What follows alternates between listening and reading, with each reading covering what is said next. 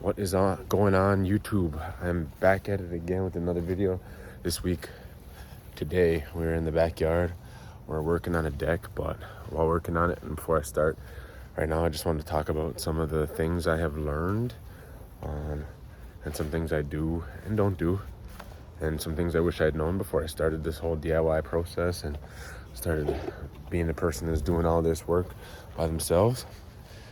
Some learning things. So over the last maybe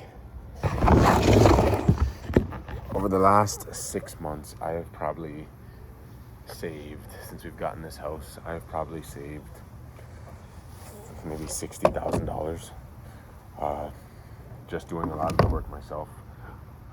Just on the exterior, I did the landscaping, I did the painting on the exterior, and I'm currently refacing the deck, which is happening right now. You will see videos about all of those on my YouTube channel moving forward and coming soon. Just kind of slow that because I decided to start all three projects at the same time.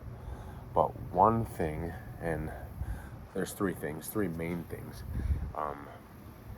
The first thing is how hard DIYing actually is. Doing it yourself is wild because you're doing all of these projects that usually you would hire one person to do. So usually you'd hire a painter to paint your house. Usually you'd hire a deck person to do your deck, and you'd hire a landscaper to do your landscaping and your rock. And DIYing, as beautiful and how much money you save it is very, very difficult. It's something that you don't realize until you're in it and you're stressing out about certain things. And unlike a lot of people who, I am different, unlike a lot of people in the fact that a lot of people will see the job and be like, wow, that's going to be hard. And what I tell myself is, before I start every job, I tell myself it's going to be easier than it actually is. Even though I know it's going to be hard, I always underrepresent how difficult the project is going to be, just because I know that if I don't do that, I will not do the project. So when it came to painting the house, it was like, oh no, that'll be easy. All I have to do is this, and broke the project down into many small steps, which allowed me to, take my small wins at every turn, which is good. But during every project, and you will see during all my videos, there'll be a time where I'm like, well, I stopped videoing during this. I stopped videoing for this part, and I tell you about the part that I did, because I just get frustrated at myself and frustrated about everything that's happening. Like even right now, I'm currently doing the deck, and I watched a few videos yesterday. Just kind of, again, I'm not a deck person, so I'm learning. I'm watching professionals do it and learning what they say. And I watched a video yesterday about deck boards and the way to place the grain so that when they dry, they fold down, so that water. I can show you a deck board actually. Of course, that one doesn't have greens. Go the right way. So like this. So this is a deck board, and the deck board, most of them go down or they go up. And when I watched my video, I understood the guy saying that you're supposed to place them this way so that when they dry, it curls down and water will fold off the edges. Went back and watched the video again after I laid this first row of 20 deck boards, and you're supposed to do it this way. So that is just one thing that has happened to me numerous times where, as you're doing these projects, you either do it because you thought you understood what you're doing and then have to go back and redo it because you've learned new information, or just being dumb, because I like to move fast and break stuff quick, because I know if I take too long to do things, I just won't do it. So I like to start, and oftentimes where that leads me is having to go 3 steps forward and then 2 steps back, having to redo stuff. But that's okay. That is one of the hardest things. Is as you do this DIY stuff, you're learning people who have done this for years. You're taking their task and you are doing it. You're doing it yourself. But these are hard tasks, And I think one thing to keep in mind as you're doing these things, as you're trying to save money, as you're trying to use the money to do other things, is to realize that, you know, maybe it will take me a little longer, maybe it will be a little harder, but the money I'm saving is worth it. So again, I said just a deck. This would probably be, so I'm probably I should be probably at a $2,000 material. Got them on a deal, so you double that, plus you add the profit on them for labor and profit. I'm probably at $5,000. So I save $5,000 here. I probably saved the rock, doing the rock in the garden at the front. Probably saved another 1,000, 1,500 at least. Painting the house, six to 10,000. So the money I've saved has been worth it. Number two thing that I think is very important, and I've learned through this DIY process, is buy the tool.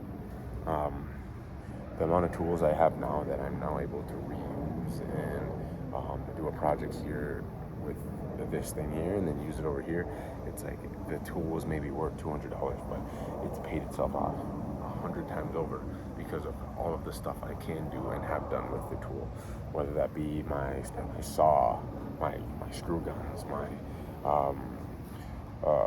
my ladder, like your wheelbarrow. It's just spend the money. And again, I'm not a person who's spend the money, but it becomes worth it in the grand scheme of things because you will pay it off. So that is one of the most logical things I would say to do, is buy the tool that will, maybe it'll hurt a little bit at the front, but after you've used it 2 or 3 times on jobs, or maybe even after the first job, it pays itself off. Number 3 about DIY is, I think, and again, I've been doing these projects recently and been like, oh, I'm gonna video. But on the first duplex I got, I did so much work. I mean, so much work. And again, the thing about me is, if I get a little frustrated, I stop, and then I stop videoing and whatever. But it's video everything, because, you know, one day you're gonna look back and be like, man, I did this, and you're gonna have proof of it for yourself.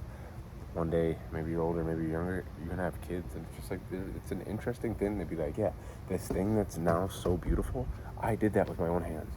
Don't believe me? Watch, here's a video of it. Here's a 15-minute video of a rendition of everything I've done, me telling you how to do it. And I think with YouTube becoming continuing to get bigger and bigger, I just think it's going to be useful for somebody. And I think as you're doing things, especially as a new person, you know the questions to ask and the things you struggled with at the start. Whereas a lot of times you'll watch these videos from, let's say, a painter who's been painting for 15 years. He hasn't been a beginner in so long, he doesn't even understand how hard it is to be a beginner. So that's another one. And I know I can scoop up another one, which I will. And then number 4 is use your resources wisely. Use your resources, period. So there's a few times on the interior I messaged people, like when I was doing the windows on the inside, I messaged somebody and I had it wrong, and I asked somebody and he fixed it for me. He said, this is how you should do this. And then, okay, cool, fixed it. I messaged somebody today about this deck board, this Craig. I said, yo, Craig, how would you redo this? Like, how would you flip these boards? He said crown up or smile up. So I'm like, okay, cool. Using that resource. I called my dad yesterday. It's using the people around you, whether that be for knowledge, whether that be for experience, whether that be for tools. I have a friend, Rodrigo. I use so many of his tools, and there are tools where, you know what, I could buy them, as I said earlier, but if I can use them for free, or if he needs something and I help him out for something and I get to use his tools because I'm giving him labor, he's helping me with tools, where it's a fair trade. It's fair. Why pay $1,200 for a spray gun when he has it sitting there and he's not using it? So use the resources around you and use them wisely. And then number 5, which will be my last one for today. I know there's 100 of these things that you can probably add in and put together, but it's use the money that you save from these projects to reinvest. A lot of times you see people will save money, and because they saved it, they go flaunt it or blow it somewhere else. So for this house, we got for a steal, which I'll do a video of it at some point. We got it for a steal, But instead of using the money we've saved and saved on the renovations on the inside to just be like, okay, nice, we saved all that money. Instead of just doing that, we've turned around and said, okay, we saved, let's just say 20K on the inside. Well, it's probably be more than that, just to allow myself. It's like, okay, now let's use that money to buy material to do the outside. Let's use this thing to fix up the things that maybe you got to pay somebody here. We save money here. Maybe we got to pay a plumber to change out the water heater. Maybe we got to pay an AC guy to come and check the condenser. So make sure you're using your money wisely, because I'm not like you guys are. Maybe you are. Maybe I'm like everybody else. But money is not just falling off the tree right now, right? Because it's being used, still working, blah, blah, blah. At some point, maybe that'll change, and maybe, again, the time will be more valuable paying somebody to do a lot of these things. But for right now, when I save money, I use it for materials to get the next project done. Because what that does is this money gets cycled over here, and it pushes this way, which at the end goal is building this thing that we call equity in this house. So within, I don't know, rates are real high right now, so you can't really do anything. But all of the money and all of my effort that I've put into this house will, in the future, pan out to be a chunk of money. And I could have spent that extra money on bullshit, but instead I put it back into the house as to create more equity for myself, my future, my family, my wife.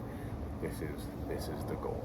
So those are 5 kind of DIY tips. I hope they were interesting, and I hope you take them to heart, because again, this is something I've been doing I've been doing this for so long.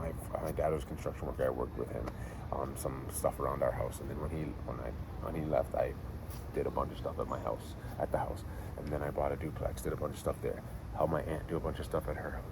I've been DIYing for a long time, and I understand the value of it. So thank you for watching. If you got this far, like, subscribe, double tap, whatever you got to do. Leave a comment, and there's more coming. I got a lot of videos in the pipeline.